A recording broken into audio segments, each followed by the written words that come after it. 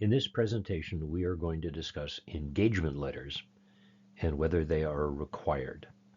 And as always, we want to be efficient and effective, follow professional standards, and document what we have done properly. I'm going to go through what standards require, but to some extent, I don't care what standards require. Get an engagement letter, audit, review, compilation, any other engagement, get an engagement letter. Whether or not standards will require you to or not, I don't care. Get one. Why do we need an engagement letter? In Canada, the Hercules case probably means that shareholders can't sue the auditor, but the client maybe can. Standard setters suggest, therefore, but they do not provide an example of a limitation of liability clause in the engagement letter and other clauses. The standard engagement letters are provided in standards are perhaps not as complete as they should be, so think about that. Your limitation of liability clause might be a multiple of fees, 1 year's fees, 2 years' fees. See your lawyer if you want to include such a clause. What do standard setters say? And this is the audit example, section 210, A23, and I quote, "It is in the interests of both the entity and the auditor that the auditor sends an engagement letter before the commencement of the audit to help avoid misunderstandings with respect to the audit." Now that's true, it's in the interest of the client as well, but it's mostly in the interest of the auditor. Now the first engagement letter, which is perhaps the most important. Is it required in an audit? Yes. 210.9 says you shall agree, and 210.10 says it shall be in writing. Is there a required date? Required? No. But it says it is in the interest of both before the commencement of the engagement. So hint, hint, hint, before the commencement. In a review, yes, 2434 shall agree, 2435 in writing. Is there a required date? No. 2400A53 in the interests of both prior to. But again, take the hint. In a compilation, is it required? 4224. Now, this is more complicated, and if you read this carefully, standard setters are trying to help you out in the event that third parties are involved. So paragraph 24, prior to the engagement, there are two things to do, accepting or continuing. Paragraph 25, if the third party is involved, there's two things you have to get the client to promise you in the engagement letter, otherwise you can't accept. Paragraph 26, if only those charged with governance are signing, there's one thing you have to get management to put in writing. Simple solution to that is have both sign the engagement letter. 27 says in writing, and 41A is shall document in writing. So is there a required date? 24 and 25, by the way, are documented in the engagement letter. They are required inquiries, but they are documented in the engagement letter, says paragraph 26 and 27. And prior to, again, are the words, the suggestion. I take it as a requirement, but there's no required date in any three, but take the hints of the standard setters and do it. What do you do if you forgot to get the first engagement letter?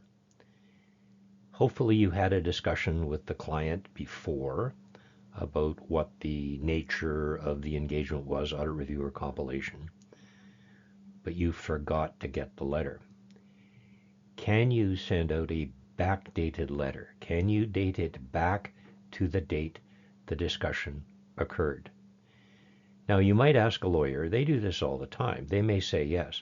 So discussions and an agreement were reached on a certain date. A couple of weeks or months later, the lawyer documents it as of that date.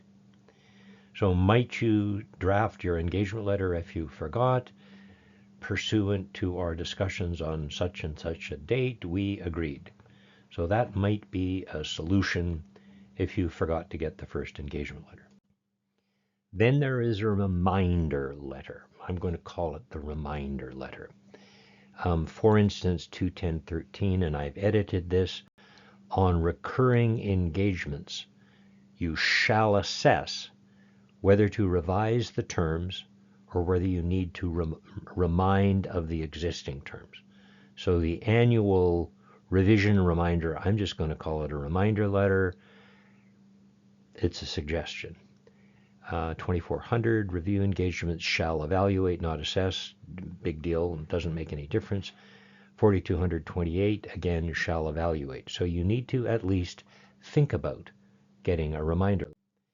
Now, what are the requirements in an audit?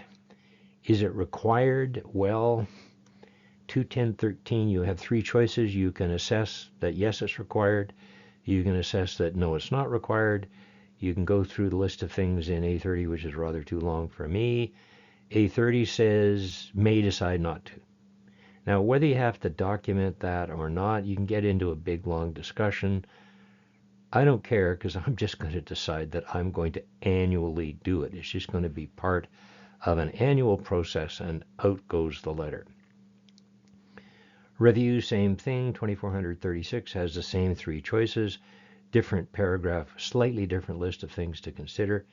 Again, it says you may decide not to. 4200, paragraph 28, same three choices. Watch out for paragraph 24 because it talks about before accepting or continuing. But if you've got those things documented in your first letter, well, you've got it documented before accepting or continuing. And again, A32 says may decide not to. And again, standard setters are kind of letting us off the hook here. My humble view, this is just something you want to automatically do. Now, there is a complex date debate, which I just don't want to get into. There is no requirement for the first letter before or prior to or highly suggested. Do it. I don't care. And as standards say, it is in the interest of the auditor. Now, in the interest of both the entity and the auditor. So get one. The reminder letter. There is a complex debate. Do we get it or not? What do we document? Are we required to? Well, all the standards say you may decide not to, but I own a word processor, so I don't want to spend even 10 seconds thinking about this. And it's in the interest of both the entity and the auditor to do so. So I'm just going to decide I'm going to do it automatically. It's the simplest and least complex way of complying with standards, which aren't as important as, more important, getting a reminder engagement letter. Now, before or prior to. The phrase immediately before is not in standards. So if someone tells you this letter must be obtained immediately before some date or other, that's not in standards. Get this letter at a convenient time. We are again protecting ourselves. So the reminder letter, can we obtain the reminder letter as we finish this year's engagement? That's a convenient time. Doing the financial statements, dating the report, dating the rep letter. Let's send out the engagement letter, the reminder engagement letter at the same time. And then if the client wants their financial statements, they return both the rep letter and the engagement letter. That is also the time we know the most about our client. If we're talking small clients, we know the most about whether or not we want to continue the engagement at that time. But stuff can come up at any time. You may have to redo the engagement letter at any time. You find out there's been an acquisition. How you found that out, I don't know. Maybe it's in the paper. Small client, it might not be. As you're doing a compilation engagement, the client might say, oh, by the way, we're getting a big bank loan. And you might say, and I think you now need to have a review engagement, and you have to change the engagement letter. There is no perfect date, so pick a convenient time and send out a reminder letter. There are issues with the compilation engagement letter if there are third parties. And as you read these standards and try to understand them, I think you need to have the impression that standard setters have allowed third parties to use compiled financial information. That was initially something you shouldn't do, but now it's allowed. They're trying to help us out and trying to protect us. So there are 4 things in standards that I'm going to say are third-party-ish. The first thing you have to do, 4224A, is ask if there are third parties. You don't need the name, just need generally used bankers for banking purposes. What they're telling you here is you may not want the client. If you find out that there are third parties, you may say, I don't want you. I don't want to do a compilation. It needs to be an auditor review. It's too dangerous for me. So that's a go, no-go decision for the practitioner. The other thing you ask, same paragraph, before accepting the engagement is management okay with the basis of accounting, which is the note, which is a very limited basis of accounting. So management has to say, yeah, we're okay with that basis of accounting. Then in the next paragraph, 25, management has to promise you that they will give the third party any information they want. We don't have to know who the third parties are, but management promises that they will give the third party any information they want. And management has to promise that they have talked to the third party about the note, the basis of accounting, and the third party is okay with that. So standard setters are trying to protect us, and we should be listening to what they say, very cautious about accepting a compilation if there are third parties, particularly significant third parties. The standard says this is done prior to acceptance or continuing, and it's documented in the engagement letter. So it need not be separately documented. Having an engagement letter that covers these 4 points documents it satisfactorily. Now, I have some issues with the suggested engagement letter in 4200. The paragraph says the compiled financial information is to be used by management and third parties being current or potential lenders for borrowing purposes. Those third parties are in a position to request and obtain further information. So I have some issues with that. First is that we as practitioners do not need the client name. We may need the purpose. We're going to go get a bank loan, but we don't have to tell you which bank. You don't care, just getting a bank loan. It does not say in that paragraph, but it does say later on that the third party is okay with the note. So they've got that covered. I didn't initially like it when I read it because it said, hey, you've missed that, but they've split it up into 2 pieces. What it doesn't say is it will do the same for third parties that arise between the engagement letter and the representation letter. And it does not say that we will do the same thing for third parties that arise after the report date. So to protect myself, I very much want to say that in the engagement letter, and I'm going to say it again in the rep letter. Now, this is the reason I think that people get fussy with the letter date and start saying, well, it has to be immediately before.